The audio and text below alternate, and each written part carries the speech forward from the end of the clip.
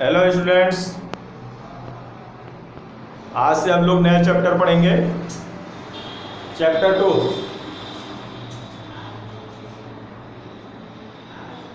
दो चर वाले रैखिक समीकरण।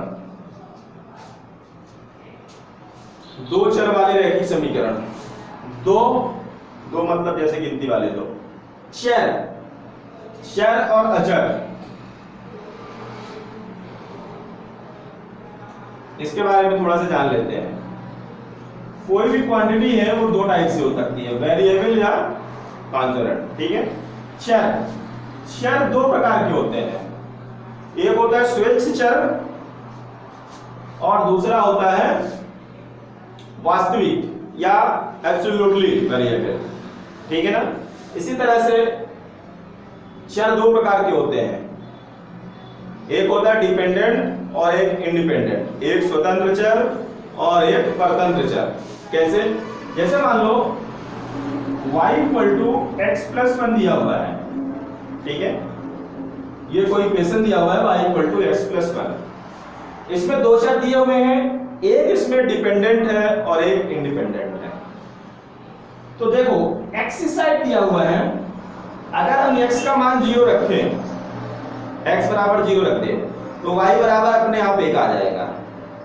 x बराबर 1 रख दें तो 1 1 2, y बराबर अपने आप 2 आ जाएगा। अगर x बराबर 3 रख दें तो 3 + 1 4, तो y बराबर क्या हो जाएगा? 4। तो x का मान तो इंडिपेंडेंट है, ये तो एकदम स्वतंत्र है, इंडिपेंडेंट है। x का मान हम कुछ भी रखते जा रहे हैं, y की वैल्यू आती जा रही है ना। जैसे जैसे हम x का मान चेंज करते हैं y भी चेंज होता जाता है। तो y किस पर डिपेंड कर रहा है? x पर कर रहा है। ठीक है, y किस पर डिपेंड कर रहा है? x पर कर रहा है। ठीक है। इसी तरह से ये जो अचर है ये भी दो प्रकार का होता है। वैसे तो अचर संख्या जिनका मान नियत रहता है, कांस्टेंट होता है ना, समझते हो कि भाई इसका मान फिक्स है। जैसे कोई भी वास्तविक संख्या हो गई फिक्स है, 5 को हम भी 5 कहेंगे, दूसरा भी 5 ही कहेगा, उसको 7 नहीं कर सकता है। तो फिर आर्बिट्रेरी कांस्टेंट और एब्सोल्युटली कांस्टेंट में क्या डिफरेंस है? ये डिफरेंस है। देखो मान लो कोई इक्वेशन दिया हुआ है ax + b = 0।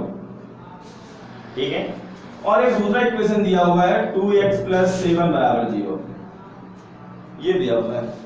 ठीक है, यहाँ पे जो 2 और 7 है ये दोनों क्या है? ये दोनों कांस्टेंट है। ठीक है, ये नियत है, फिक्स्ड है। 2 की वैल्यू यहाँ पर 2 मैं भी कहूंगा, दूसरा भी 2 ही कहेगा, 7 को 7 ही कहेगा। तो ये क्या होगा? ये एब्सोल्यूट वेरिएबल हो गया। ठीक है ना, ये एब्सोल्यूट कांस्टेंट हो गया। ठीक है, ये अचर है ना, एब्सोल्यूट कांस्टेंट हो गया। ठीक है, और जो ये a और b दिया हुआ है, इस a और b की जगह पे ये भी कांस्टेंट का ही काम कर रहा है। इसकी जगह पर हम 2 रख लेंगे, कोई तीसरा 3 रख लेगा, कोई चौथा इसकी जगह पर कुछ दूसरा रख लेगा, तो a और b के मान चेंज होते रहेंगे, कुछ भी रख सकते हैं। बट 2 की जगह हम 5 अपने से नहीं रख सकते हैं, या हम 2 की जगह 5 रख लें, a और b की जगह तो कुछ भी रख सकते हैं, बहुत सारे इक्वेशन इससे बन जाएंगे। तो ये कहलाता है हमारा आर्बिट्रेरी कांस्टेंट। चलिए तो थोड़ा यहां चलते हैं। दो चर वाले रैखिक समीकरण के बारे में आप लोग कक्षा 8 में पढ़ चुके होंगे। ठीक है ना। चर और अचर राशियों से मिलकर बना हुआ कोई भी जी व्यंजक, ठीक है, जिसके दोनों पक्ष बराबर हों, वो क्या कहलाता है? समीकरण कहलाता है। ठीक है ना। फिर और भी बहुत सारी चीजें पढ़े होंगे कि समीकरण के दोनों पक्षों में हम किसी भी संख्या को जोड़ सकते हैं, दोनों पक्षों में किसी भी संख्या को घटा सकते हैं, एक ही संख्या से दोनों पक्षों में एक ही संख्या को जोड़ सकते हैं और एक ही संख्या घटा सकते हैं, गुणा कर सकते हैं, भाग कर सकते हैं। तो ये हो गया हमारा इक्वेशन, समीकरण। ठीक है ना, समीकरण आप लोग जान गए। रैखिक समीकरण, रैखिक का मतलब होता है जो चर राशियां होती हैं। इक्वेशन में जो चर हुआ, इक्वेशन में चर क्या होते हैं? x y, ये सब क्या होते हैं? चर होते हैं। ठीक है। रैखिक का मतलब होता है जब चर राशि की अधिकतम घात 1 हो। ये मैंने पिछले उसे बताया भी था आप लोगों को जब बहुपद पढ़ा रहे थे, रैखिक बहुपद क्या था। ठीक है ना। रैखिक का मतलब क्या हुआ कि जो इक्वेशन दिया हुआ है, जैसे हमारे पास यहाँ इक्वेशन दिया हुआ है 3x + 5 = 0। यहाँ पर जो x है, x की घात कितनी दी हुई है? कुछ नहीं दी है, इसका मतलब हमेशा 1 होती है। कुछ नहीं दिया है, इसका मतलब क्या होता है? x की घात 1 हो गई। जब x की घात 1 हो गई तो इसका मतलब ये किस तरह का समीकरण हो गया? रैखिक समीकरण। रैखिक क्यों बोलते हैं?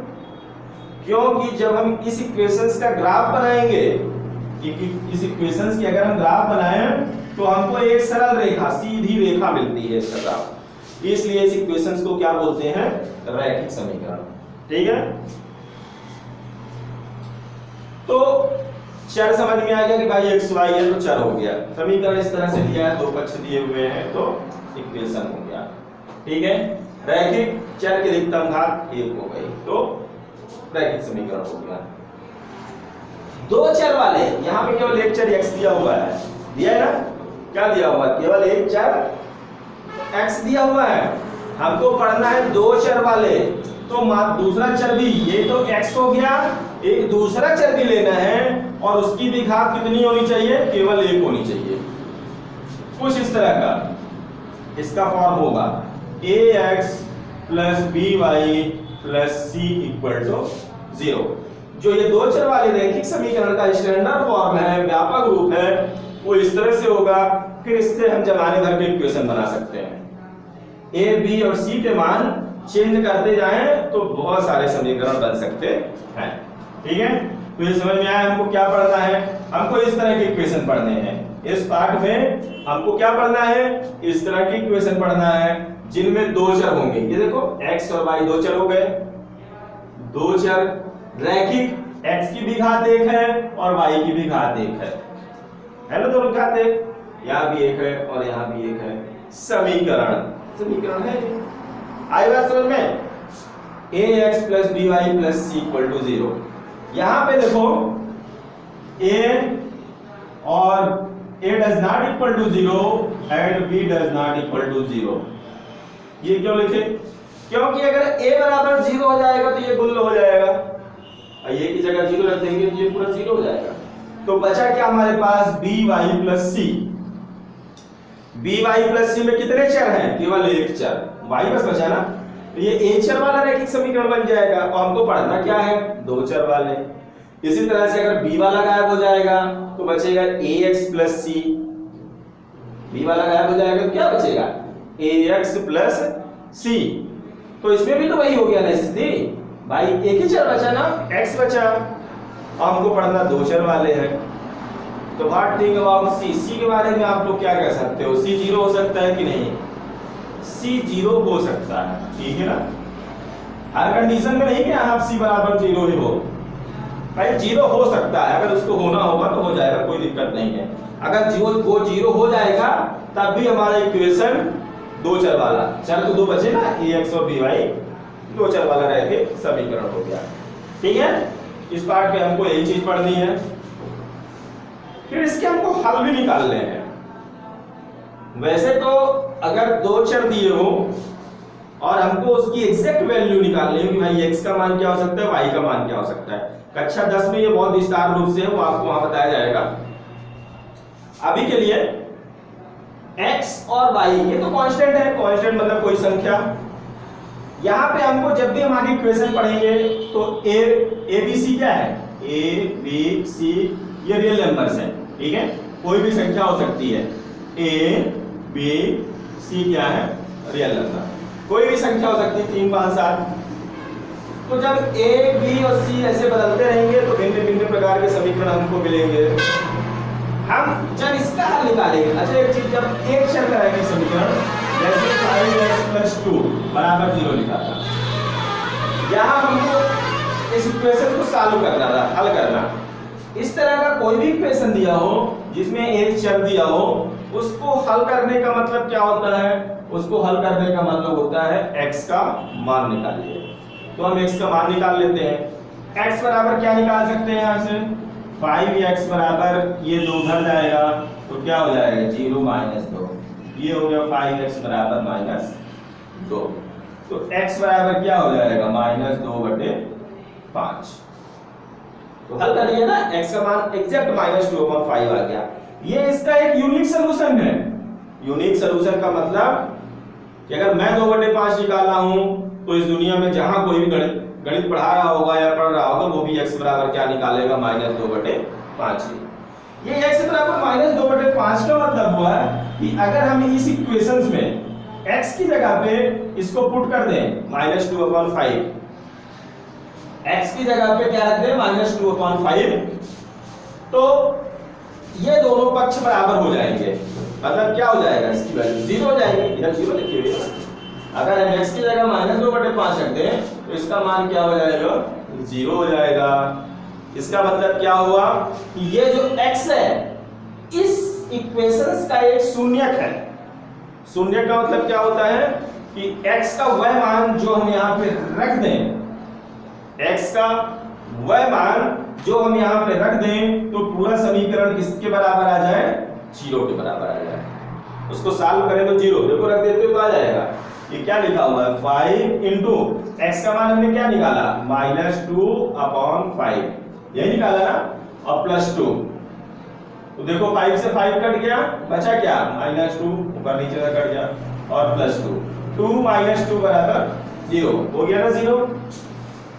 तो x का y मान जो इक्वेशंस को क्या करते 0 कहलाता है, वो उस इक्वेशंस के लिए शून्य कहलाएंगे।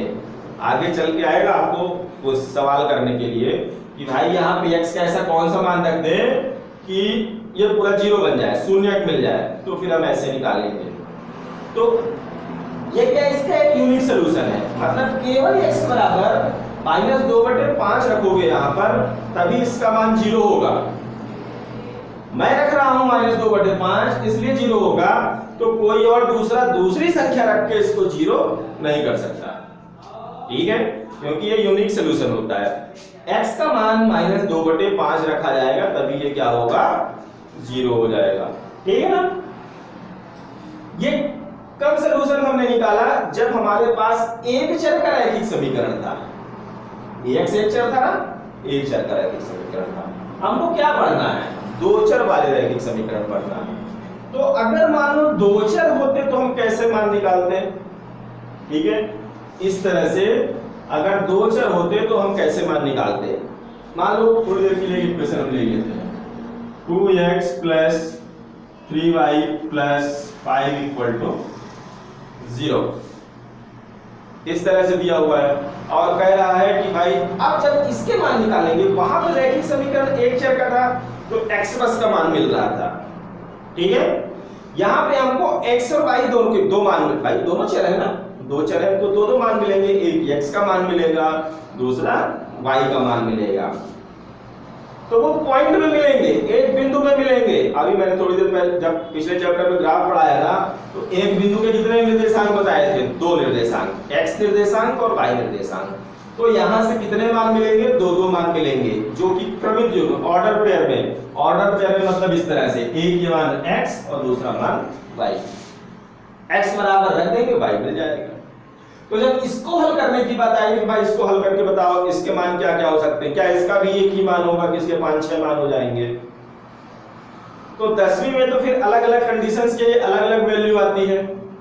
यहां पर क्या करेंगे, हम x या y के पदों में इसको किसी एक के पदों में बांट देते हैं।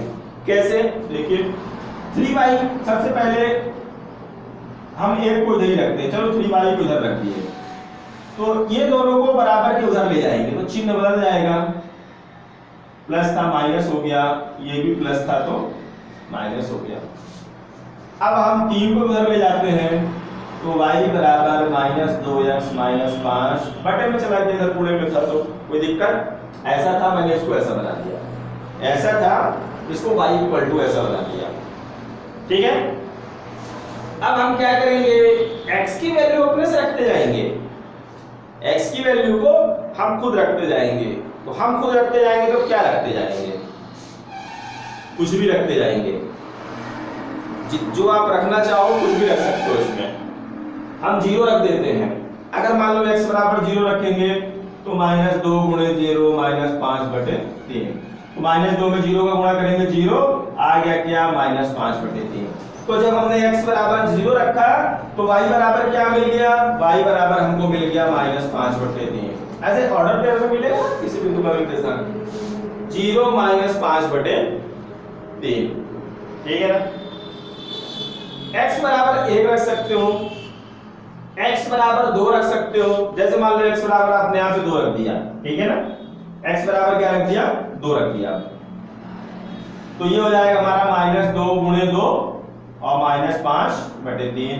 -2 दूनी -4, -5 दूनी 4, -4 -5/3, ये हो गया -9/3, 3 × 9 -3 आ गया।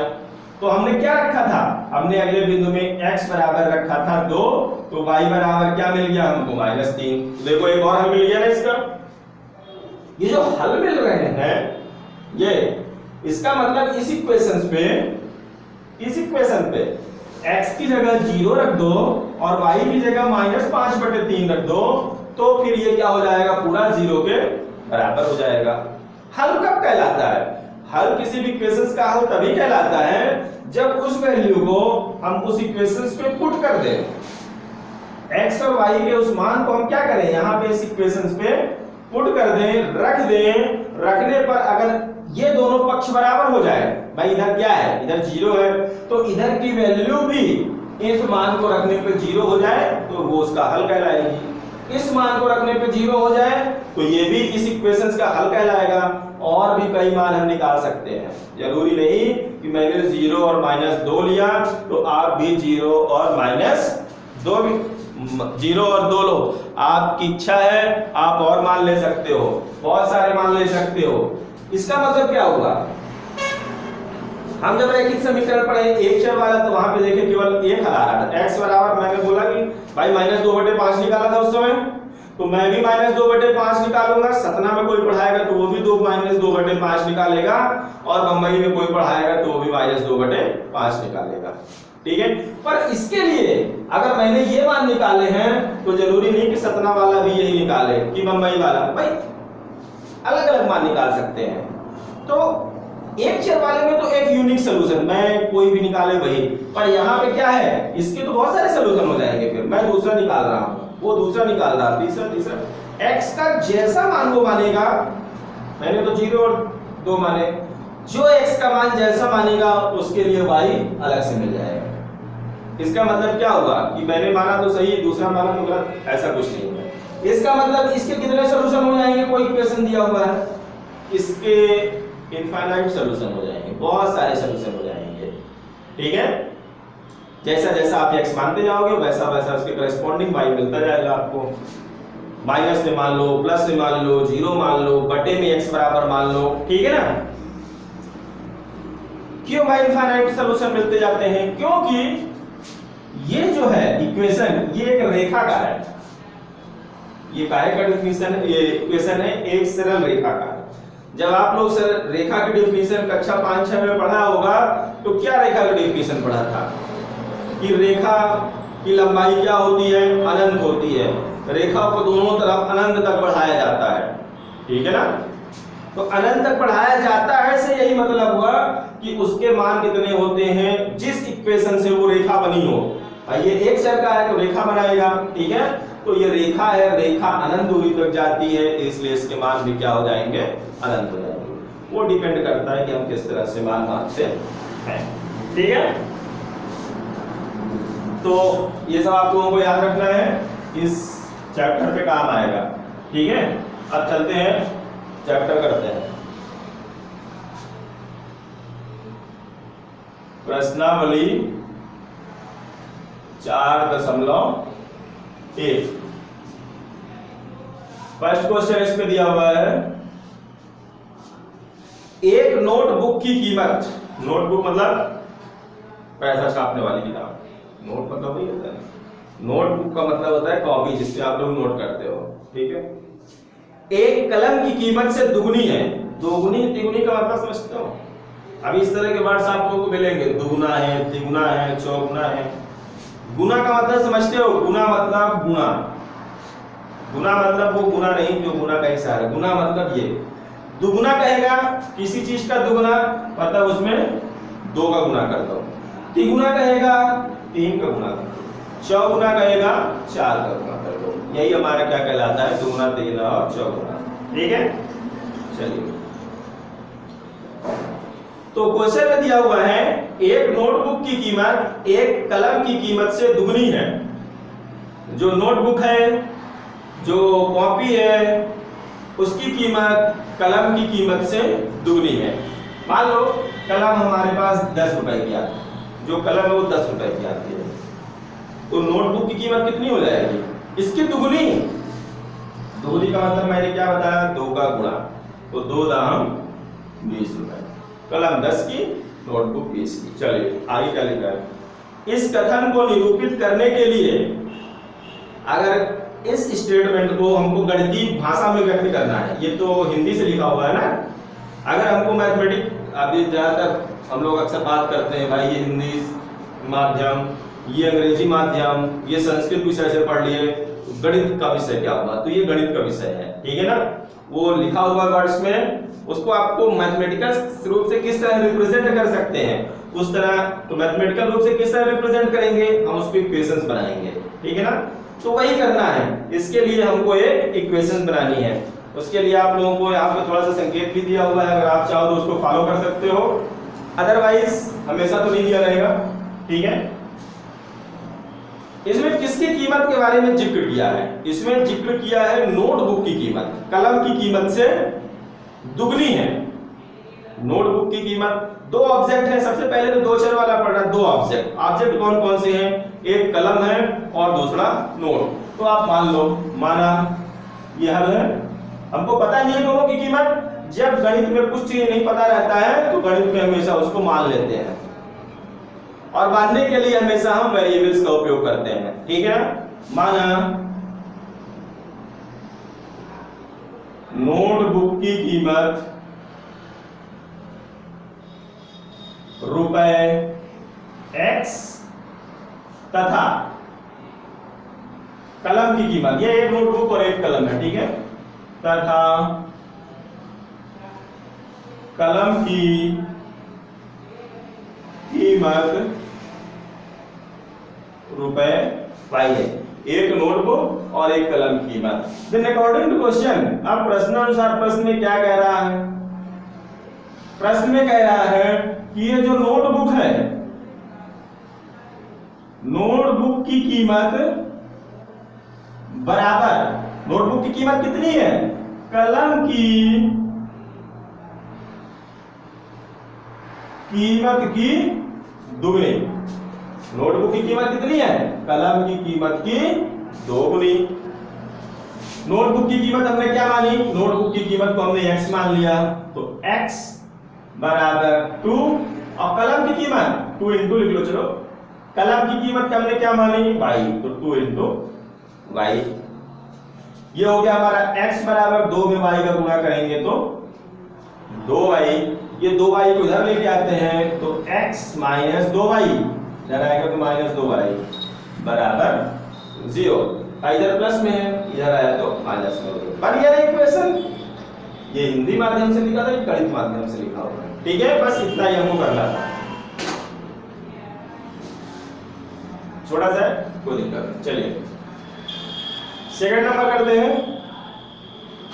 सेकंड नंबर पे नीचे कुछ लीनियर इक्वेशंस दिए हुए हैं, उनको हमको ax plus by plus c बराबर 0 के रूप में बनाना है, और प्रत्येक स्थिति में a, b और c का मान निकालना है, ठीक है। सवाल नहीं समझते हैं। दूसरा क्वेश्चन आप लोग बुक से लिखिएगा, पहला दिया हुआ है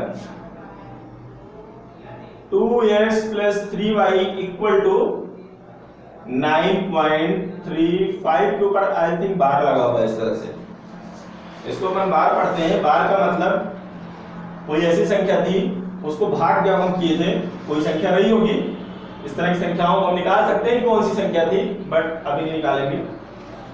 उसका मतलब ये था कि 9 जब भाग दिए तो इस तरह से आ रहा था 9.35555555, तो बार बार 5 ना लिख के 5 के ऊपर बार लगा दिया गया, ठीक है।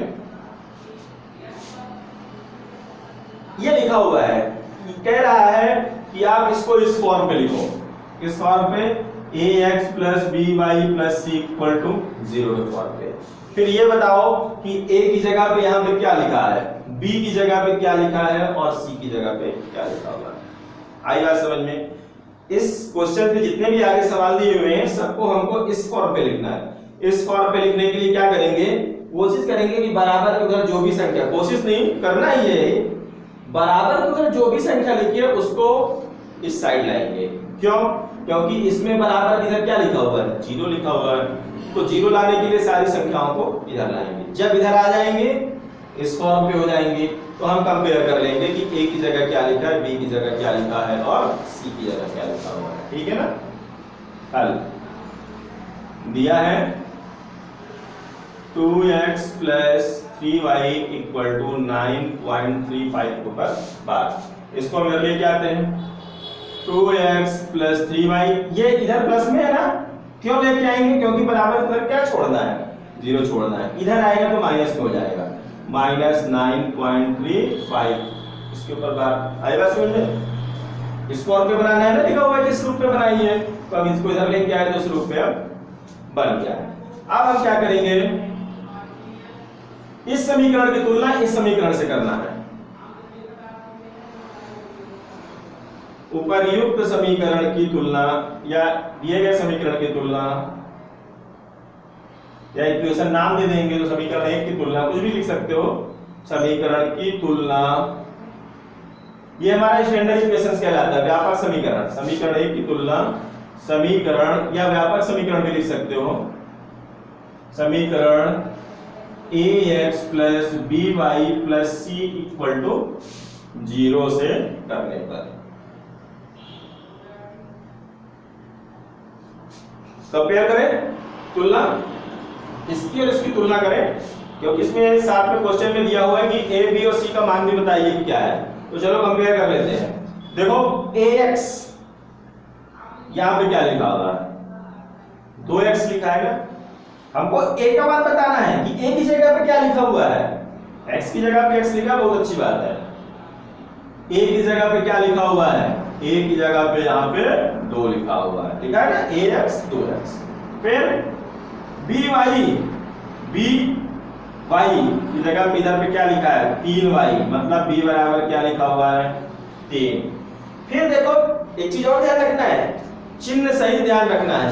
अगर हमारे इक्वेशन में कहीं माइनस लिखा हुआ है और ये तो प्लस लिखा है ना सभी जगह पे, तो हम माइनस चिन्ह लगा के लिखेंगे। ठीक है, जैसे यहाँ पे प्लस सी लिखा हुआ है पर यहाँ सी की जगह प्लस होना चाहिए ना, प्लस नहीं है तो माइनस है, तो हम माइनस सही लिखेंगे, माइनस 9.3 और 5 के ऊपर इस तरह से लगा देंगे 12। ठीक है, कोई दिक्कत? आई थिंक कोई दिक्कत नहीं होनी चाहिए। चलिए और देखते हैं, सब बिल्कुल इसी तरह से करना है। ठीक है ना? इसी का सेकंड देखते हैं। सेकंड पे दिया हुआ है x माइनस, ये हल ही दिया हुआ है। ठीक है ना? क्वेश्चन आप लोग सेकंड का लिखोगे, फिर हल में लिखोगे ये सेकंड नंबर, और हल पे लिखोगे, दिया है x minus y upon 5, x minus y upon 5 equal minus 10 equal to 0। x minus y upon 5 minus 10 equal to 5। इसको थोड़ा सा हम सॉल्व करेंगे। ठीक है ना? वैसे तो ये भिन्नों का जोड़ घटाना है, आप लोगों से भिन्न जोड़ते घटाते बननी चाहिए। एक सीधा से नियम, कुछ नहीं करना है, इसका इधर भी गुणा हो जाएगा और इधर भी गुणा हो जाएगा। वैसे तो है लघुत्तम लेके किया गया है, बट अगर किसी को नहीं आता तो बहुत ज्यादा 3-5 करने की जरूरत नहीं।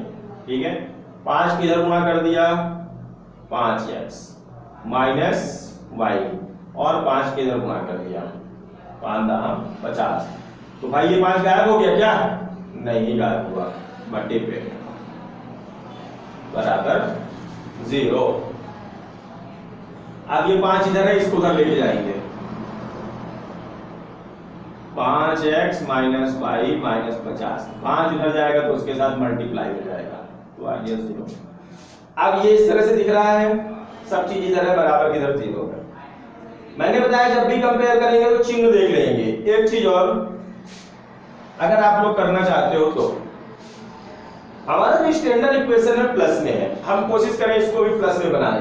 अगर इसको हमको प्लस में बनाना होता तो क्या लिखते, 5x, फिर क्या होना चाहिए प्लस, तो हमने लिख दिया प्लस।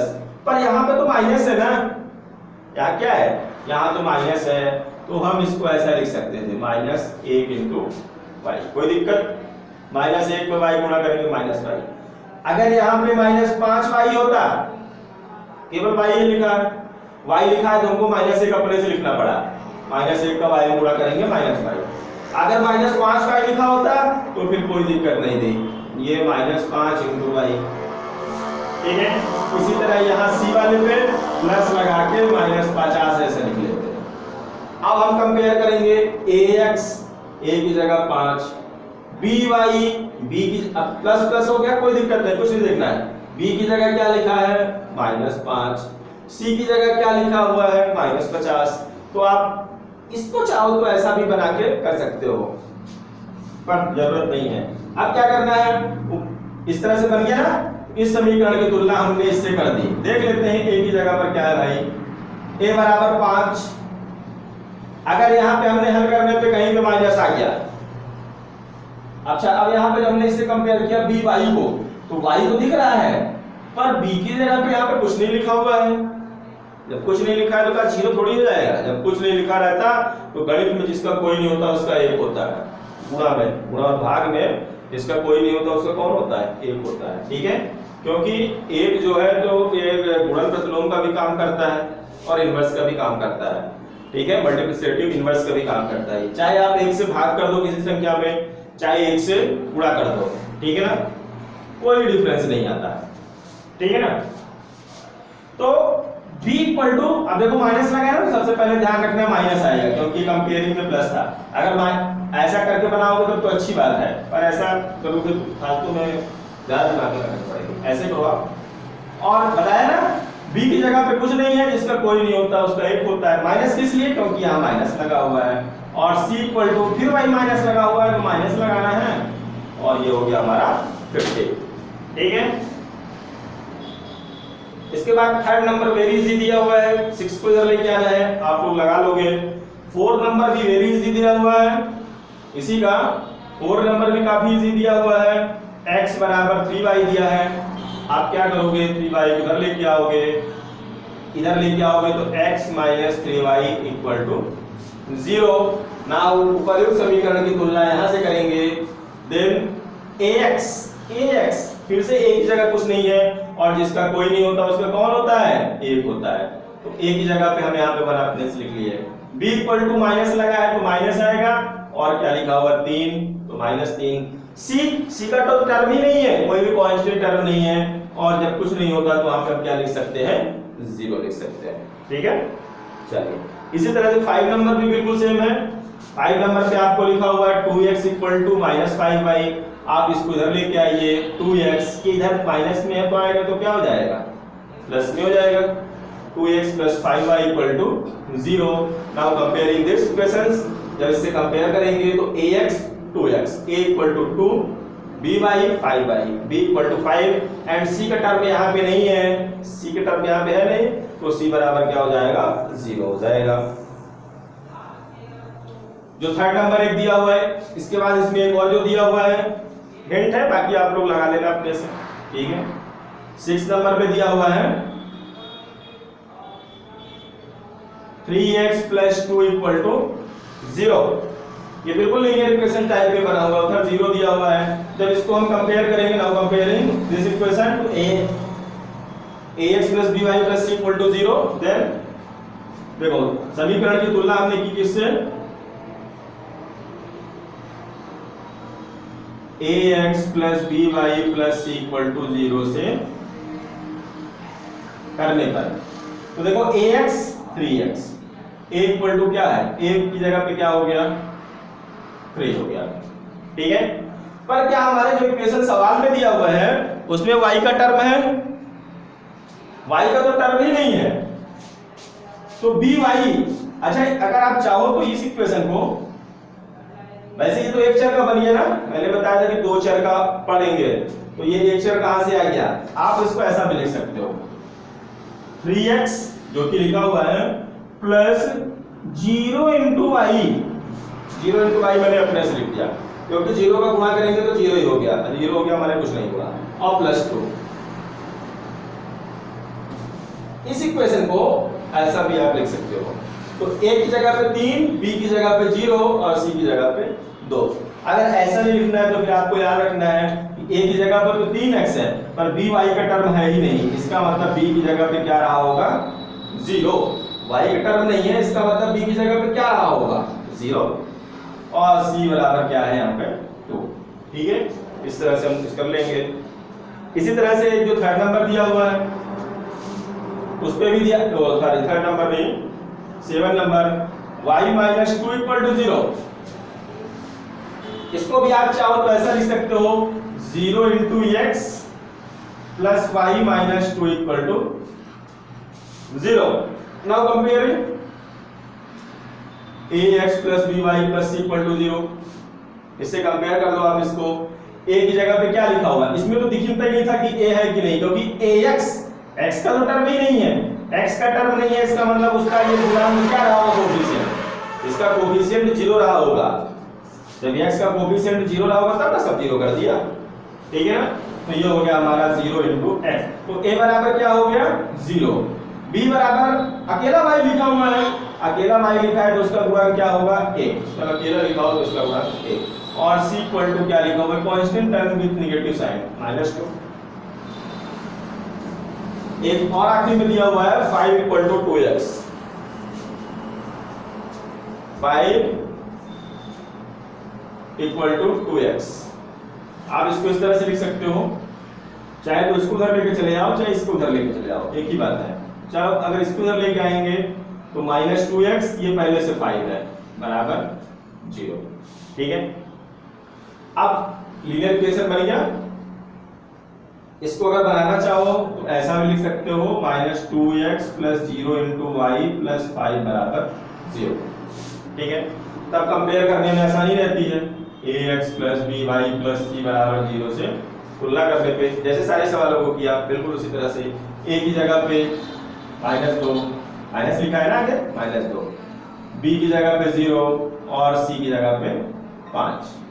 ठीक है, ऐसा करना, ऐसा लिखा हुआ है, तब भी आप इससे कंपेयर करेंगे तो a बराबर -2, y वाला टर्म नहीं है इसलिए b बराबर 0 और c की जगह पे 5। ठीक है ना, इस तरह से आप लोगों का 4.1 एक्सरसाइज समाप्त हो गया। आप लोग इसको अपनी अपनी नोटबुक में लगा लेंगे, ठीक है ना।